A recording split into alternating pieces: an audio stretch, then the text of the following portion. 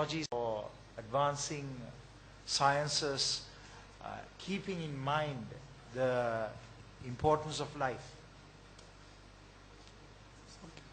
Yes, Okay. you can ask your question now. Yeah, my question goes to General's presentation from Bangladesh. Actually, I would like to appreciate his thought-provoking comments with respect to the new philosophy that is required for the national security of developing countries. And at the same time, his idea about that we could not go ahead with the Western philosophy towards national security in the countries like ours. But on the other hand, what you said was we should not, bias on the state security, and we must focus on the people's perspective. But in the context of democratic system that we are practicing, the countries like ours, we of course elect, the government is elected, and the security is, I think, should be aligned with the government. And how in the present context applicable that the views that you have presented in the presentation. And of course I agree that if the things are in a dynamic manner, what you said is going to be very true and correct, but in the practical sense, with elected governments, it is very difficult to go ahead with all these things. So I would like to comment on this, please. The question is from Dr. Jayawardena, who is a social scientist at KDU. It's directed to General Zahidur from Bangladesh. General. Just speak. You don't have to press the button. At the last part of your question, I could identify that you are speaking from that direction. I was looking for who is speaking to. You have rightly said so. In present context, the way our governance is structured, shaped, oriented, trained, I think it is difficult to have alternative option. That's why I said it is very difficult. We cannot attain it in a short span of time. But the new generation, their mindset and everything is changed. You must understand that. We, the old people, cannot make that change. Now, how we want to go about this? That my suggestion is that let's start through education, through research. Our intellectuals are doing good jobs. The problem lies with the practitioners. We become more secure to follow the old traditional norms to make any decision. That's why I say things are changing, but the decision-making process of every state, it is unchanged, not changed at all. So how we can go? It is education that will change the mind setup.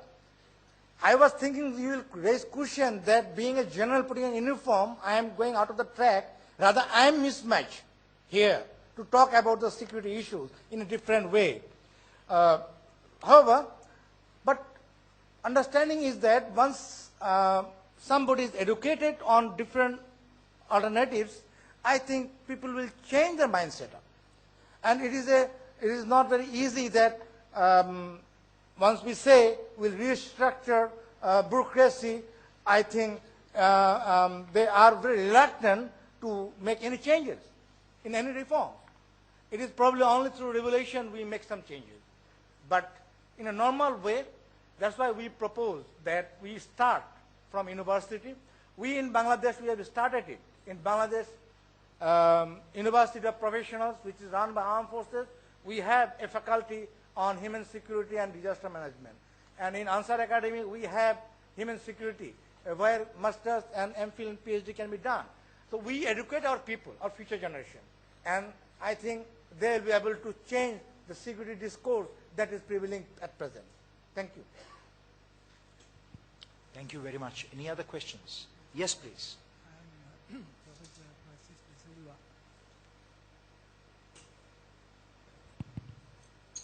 Professor Francis De Silva from KDU. Well, we must thank our speaker from Maldives Islands. He gave a very good message to Sri Lanka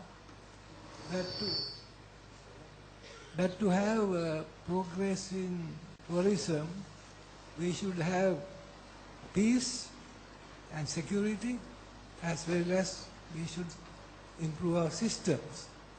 Now here in Sri Lanka, I think we are also trying to expand our tourism, but people are afraid of cultural problems, like drug issues, prostitution. Now we know Bangladesh is a very conservative country, very religious place. How did Maldives Islands settle these issues? Thank you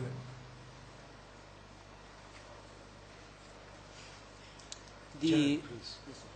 The benefit of Maldives, how the concept was developed, is we had so many uninhabited islands. There's no, the local community people are not on those islands.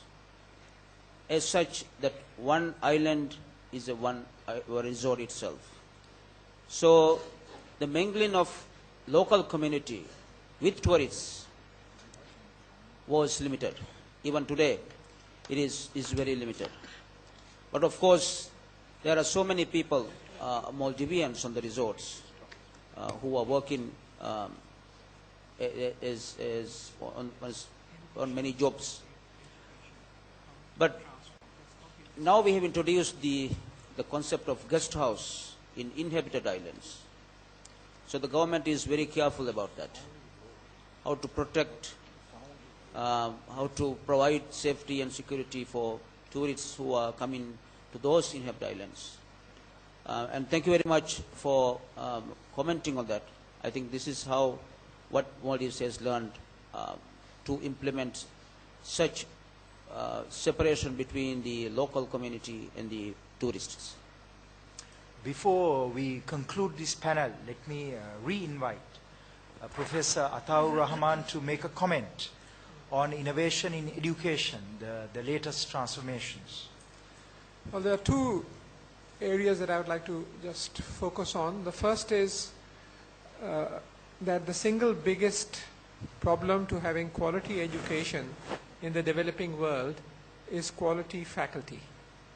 Now this problem can now be addressed by the advent of new technologies.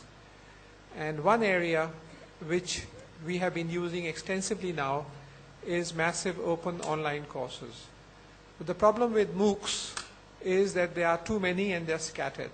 So what we have done in Pakistan, and this is now available to Sri Lanka or to Singapore or whatever, is to create an integrated version of these massive open online courses, which has the courses of Harvard and Stanford and MIT OpenCourseWare, Coursera and Udacity, as well as school-level courses, which is the Khan Academy and others. And we have integrated them on one platform, arranged a meta search engine so that you can do a keyword search, and these are arranged according to school, college or university and according to disciplines and sub-disciplines.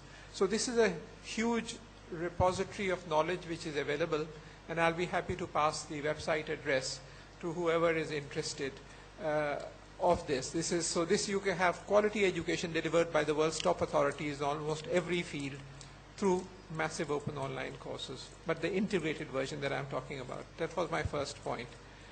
My second point is that you can also, through the advent of technology, share our resources with each other, because the world is connected. Distances have died.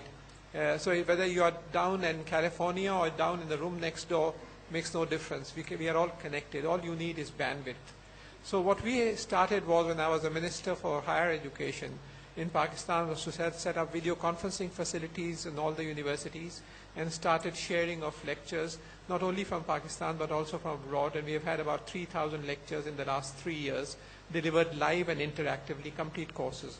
And this we can do with Sri Lanka again, or with Singapore, or with Bangladesh. And you don't need video conferencing facilities anymore. They are expensive. Technology has evolved, so there is a Microsoft